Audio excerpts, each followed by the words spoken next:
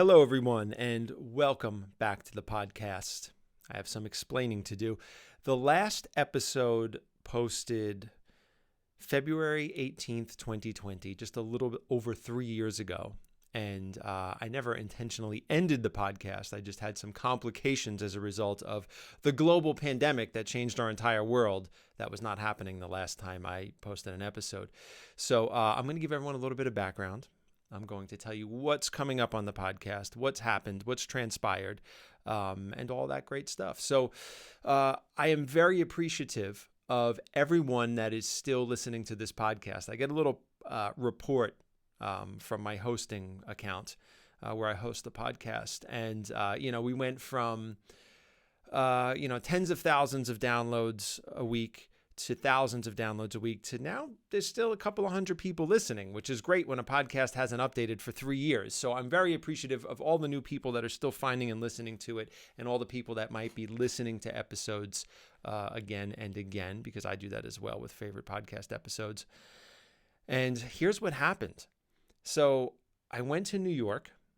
As many of you know, if you follow me on social media or listen to the podcast in the past, I moved to Ashland, Oregon, and I would go back to New York 3 to 4 times a year. I would do work intensives. I'd do a bunch of podcasts, a bunch of live events. I would visit friends and family, and then I would come back to Oregon. And that's how I made my long distance relationship turn into a marriage. I was the one who moved, and I moved to this beautiful, beautiful town.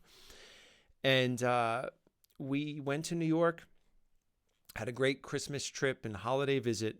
I stayed a little bit late into January of, 2020.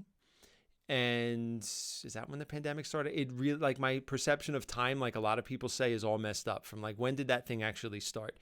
I think it started in the beginning of 2020, but I was in there January 2020, did a bunch of live events, podcasts, all this great stuff. Some of them have still yet to be released 3 years late, but they're still very relevant. Dr. Fred Bishy, big live event at the studio, Vitality, New York City. Then I did a live event with Gil Jacobs at Bonbury. We did a live event as well that trip, and I have another one that I did with my dear friend Bobby Buns. So those will be on the way. And even more embarrassing, I have one from like 2019 with Lindsay Gasick, who runs Year of the Durian.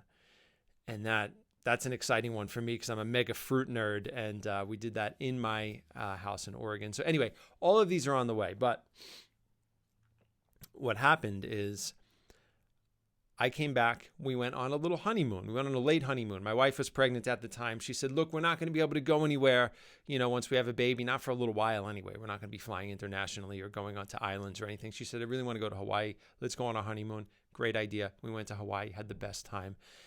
As we're in Hawaii, we start getting news that there's this virus and all of these things happening. Okay.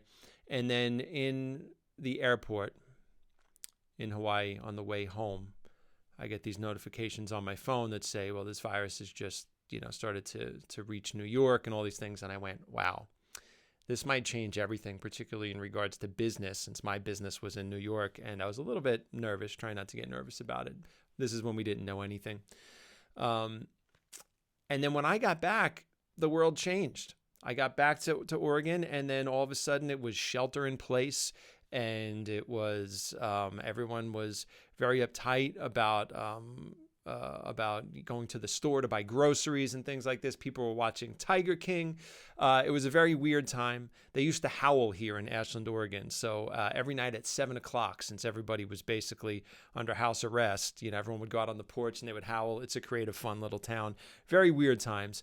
I was grateful to be in a small town during all of this. But here's the thing. A lot of people didn't work. But we at our office, we stayed open for colonics in New York, but not a lot of people came. And I was doing, I was back in Oregon, but what we had to do to try to figure out how to make money was we were then expanding our online coaching program, and there was all this stuff to do, renegotiating insurance, shutting down certain processes. We closed at one point, and then we reopened after conversations with the landlord. So Vitality New York City went through this entire process that took a ton of time. Meetings, launching an online coaching program, all these things were happening. And it really just cut into any time I had to edit and release any podcasts. Like, I don't make any money from the podcast. I probably made $1,000 in 10 years from YouTube ads or something like that. But that was very incremental and just kind of dripped in, the $200 here or there or whatever. But I don't make money from the podcast. Podcast is a pure passion project.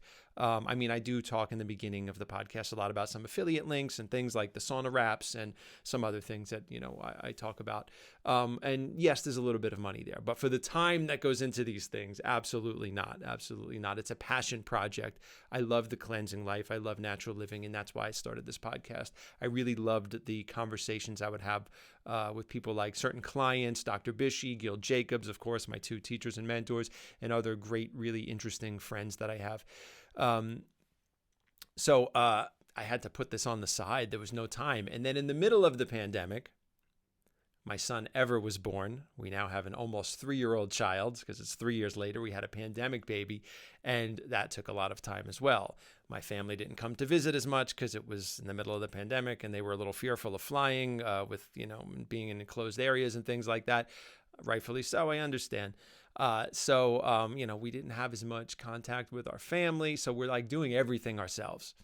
And there was no time for podcasting. Although I did maintain a strong social media presence, particularly throughout the pandemic. But the podcast had to get shelved, and that was the only reason. I stopped posting episodes. But I never officially ended it. I never wanted to. But I am a one-human show. I set up for everything. I set up the mics, the cameras, the things, everything you see me do, with the exception of when Nick was by my side all the time helping me at Vitality. I do it all myself. So I set it up. I prepare for it. I'm in the podcast. I'm doing the intros. I'm doing the editing. I'm doing all the technical stuff with the file importing and the color corrections and whatever needs to happen to a video. I'm doing any graphics you see on screens and things like that. I do all that myself. I wish I had someone that can do that.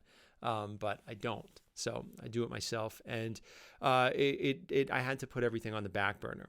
And we're having another baby. So here we are 3 years later, and I have this small window of time, and I really wanted to start to bring the podcast back. I don't know the frequency of it. I know I have a few great episodes in the bank that are coming.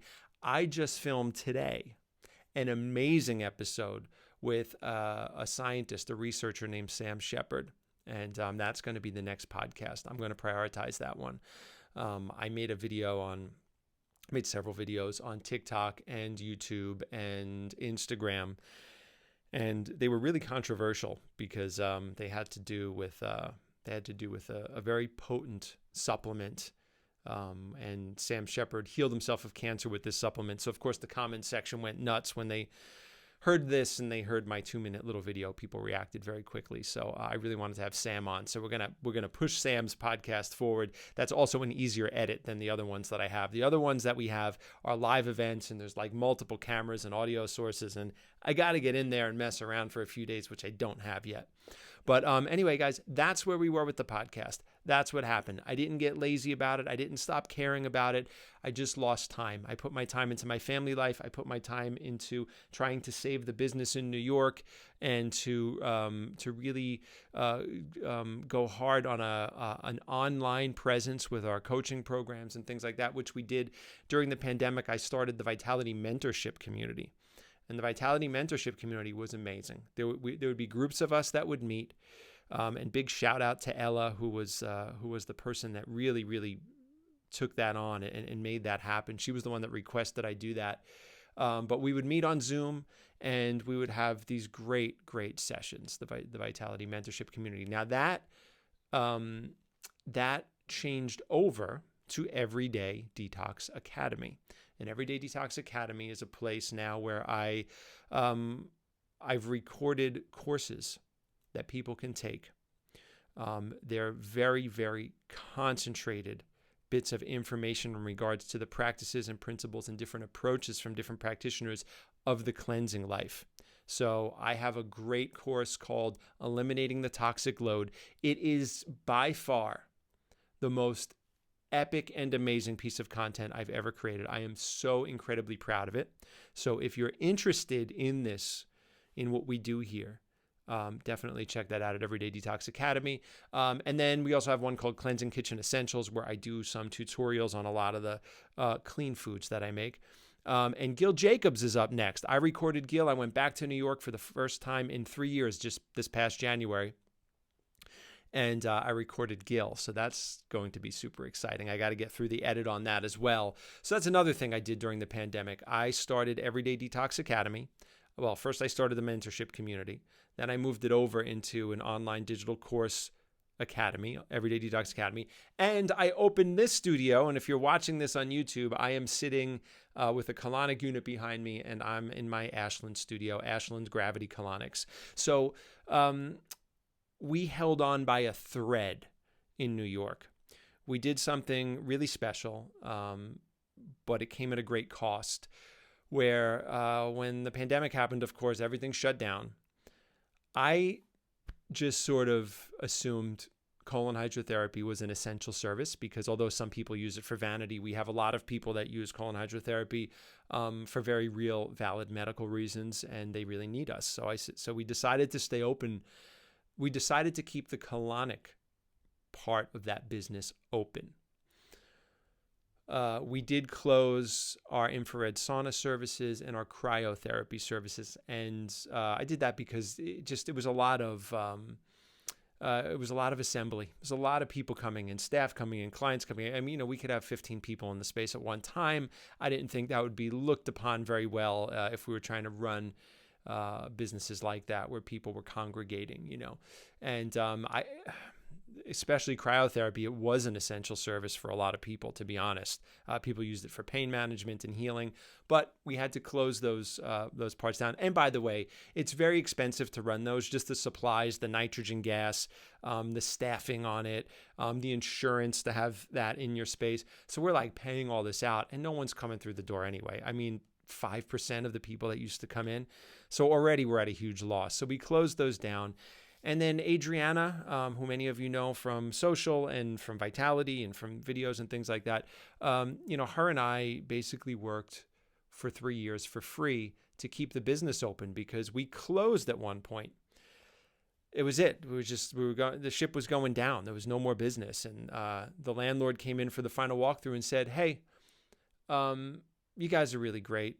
We've always had a good relationship. Let's reduce the rent down." And they reduced it down to like a fifth of what it was. Our operational budget at that place was like $30,000 a month just to keep the doors open before anybody got paid or any problem. Nothing. It was $30,000 a month just to keep those doors open.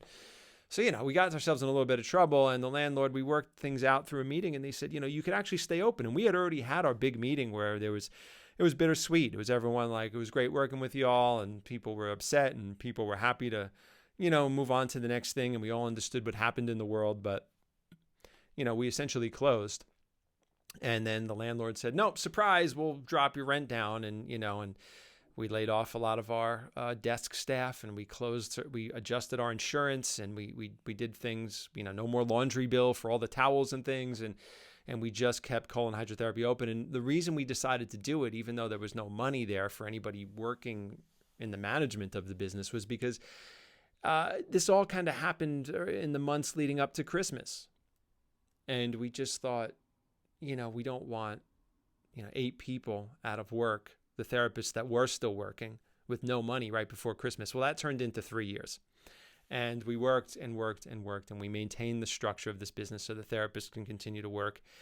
And then by year 3, just like about, I don't know, when did we finalize this? About 6 months ago, we realized, for the grand picture of what Vitality New York City was, with all the people involved and all the money that was owed out to investors and everything, it was like impossible to rebuild. I would have had to move back to New York, and we would have needed this huge influx of money to a city that's still slowly climbing up and rebuilding. I mean, New York City's bouncing back, but not what it was. I was even talking to Gil, and he's like, "Mike," he goes, I'm easily seeing a third less people than I did on a weekly basis. And Gil's like, I mean, this dude was packed and packed and packed. That schedule was packed. And now he's, down to 2/3 of what he was doing. And that's after the rebound. Obviously, it dropped way down throughout the last couple of years. So it just didn't really seem possible Adriana bought the business and she now runs it, and it's called Olivio Wellness. So you can still get excellent treatments with your favorite therapists in New York. So Olivio Wellness is alive and well. Same place, same units that I built. And Tommy D still works there. Adriana still works there. Kyle came back to the desk for a little while. He went off, and he, for those of you that have been into the studio that know Kyle or know him from social media, anyway, when we had to let him go because we had no more money left during the pandemic, he went and started working, doing permaculture and all the things that he loves and is passionate about. But for some reason, came back to New York, and he's working with Adriana again. So great, amazing team. The place has a little bit of a different look. Cryotherapy is no longer, I think they're sharing the space now with some company that does infrared saunas or something. Anyway, no longer my business, but still the most amazing colonics you can get in New York City. So that's what happened with that. And here I am in Ashland, Oregon in my cute little studio. I look out the window here and I see mountains and I see children playing at the park, and I'm in a little attic space up in a massage school. And boy, has my life changed. Very different. The one thing that didn't change, that I thought would change when I got to Oregon, is I am no less busy. I'm still putting in epic, epic days and just trying to get it all done. But I take on a lot. I own my own business. I have a young family. And I have extracurricular things like an online academy and stuff like that, and trying to do podcasting. So no surprise there. But I appreciate all of you that have hung in there over the years. All of you that really appreciate the work that I do here with this podcast.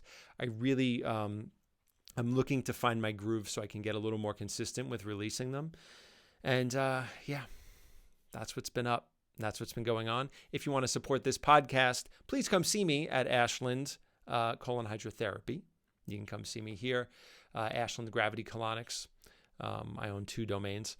You can come see me here, or what you can do is you can go to Everydaydetox Academy, and you can check out the work that I've done there. It is really it's just the jewel in the crown of all the work that I've done on social media over the years. It is the best content I've ever made. And I will tell you straight up, the courses are not cheap, but they are worth it.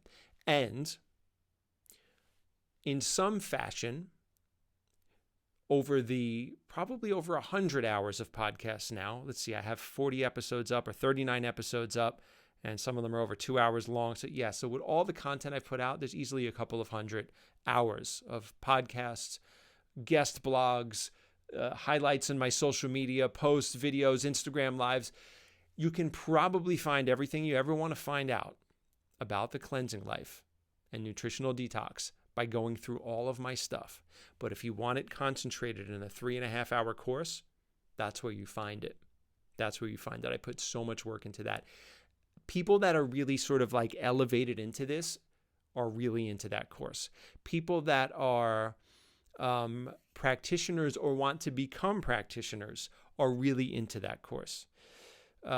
Because I realized one day that, everything I put in that course, I built my whole coaching practice on this. Not so much my colonic technique and all that. That's a hands-on therapeutic work. But everything I talk about, whenever I do nutritional detox coaching, whenever I'm guiding a client on the table, it always goes back to everything in that course. 95% of it. Of course, there's 5% new stuff and subtleties and things like that might not get mentioned, but 95% of it you can build your entire practice on in that course. And I'm very proud of it, if you cannot tell. Anyway, guys, thank you so much for listening. And I look forward to putting out more episodes.